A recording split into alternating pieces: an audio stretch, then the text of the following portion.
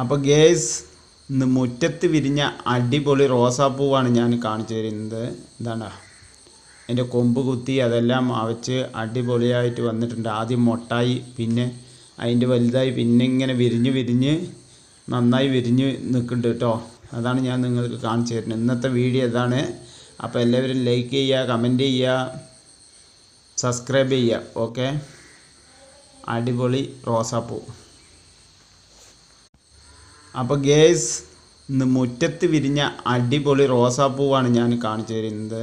ഇതാണ് എൻ്റെ കൊമ്പ് കുത്തി അതെല്ലാം അവച്ച് അടിപൊളിയായിട്ട് വന്നിട്ടുണ്ട്. ആദ്യം മൊട്ടായി, പിന്നെ അതിൻ്റെ വലുതായി, പിന്നെ ഇങ്ങനെ വിരിഞ്ഞ് നന്നായി വിരിഞ്ഞ് നിൽക്കുന്നുണ്ട് കേട്ടോ. അതാണ് ഞാൻ നിങ്ങൾക്ക് കാണിച്ചു തരുന്നത്. ഇന്നത്തെ വീഡിയോ ഇതാണ്.